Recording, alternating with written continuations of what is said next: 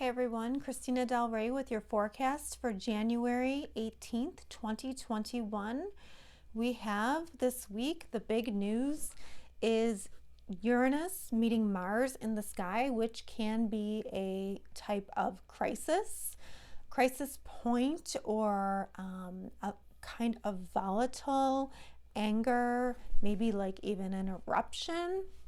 So you want to look out for social unrest this week. I know the inauguration is coming, so kind of lines up with that. But you just want to be mindful of your surroundings during this week. This peaks on Wednesday, so you might feel it like a day or two beforehand. So you just want to be mindful of your surroundings. So we do have a lot going on this week as well besides that, but that's the main one. So let's see where it all falls in your chart. Hello Capricorn. So this week we start off on Sunday the 17th. We have Jupiter squaring Uranus. I see this as a rebellious energy, a push for freedom. This is happening in a part of the chart that has to do with finances and creativity or group projects, or it could have to do with romance and self-worth. It does seem like there is a push to be free in this area somehow. So, Uranus is in a part of the chart that has to do with your children. It also has to do with creative projects and romantic partnerships. So, Jupiter is in a financial part of the sky. So this would be wonderful to, make a push for that freedom of, income, earning income in a way through creative projects. This would be really good energy for a push for that. Also, Uranus shaking up, this area of the chart could have to do with, feeling, having more self-esteem when it comes to romantic relationships, or, making a push on your self-worth as far as romantic relationships go. Maybe you are single and you want to get out there and you're feeling good about yourself, or you're going to make a push to help yourself feel good about yourself.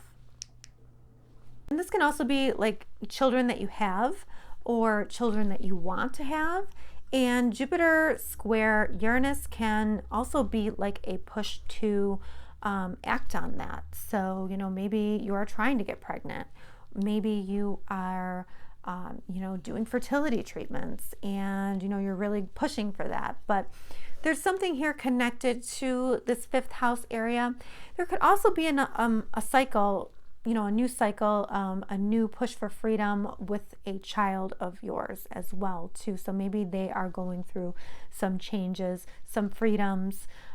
Things are looking different for them as well. 19th, the sun goes into Aquarius, and that is your second house of earned income. So the sun does put a light, it shines a light into this house of earned income.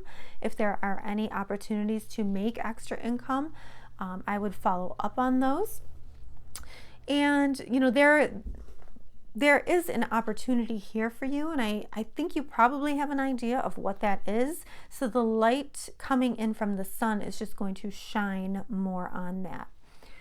And then on Wednesday, we have somewhat of a volatile combination. We have Mars and Uranus coming together in the sky in that part of the chart. The fifth house for children that you have or children that you want, creative projects, or romance. So sometimes this can be a shock, a surprise.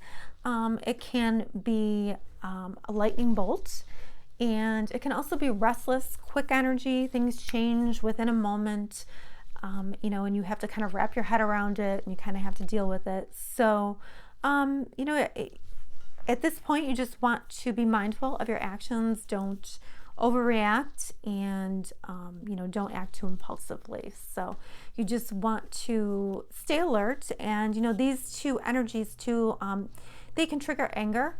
So maybe a child in your life becomes sort of angry about something. You just want to be aware that things are moving. There's a motivation for freedom in this area of your chart now. And on the 22nd, we have Mars squaring Jupiter. So there's actions being taken, with creative projects or something on, this new area of the chart, this new opportunity in the area of the chart of finances and your self-worth. And you are ready for that freedom. You're ready to act on that. You're ready to put that in motion. On Saturday, we end the week with a beautiful sextile from Venus in your first house. And when Venus is in your sign, you tend to just look prettier. You get more compliments. You feel better about yourself. And it's making a sextile to the third house of siblings, cousins, neighbors, and your thoughts, your communications. And I almost see this just as, really nice communications, very hopeful thoughts.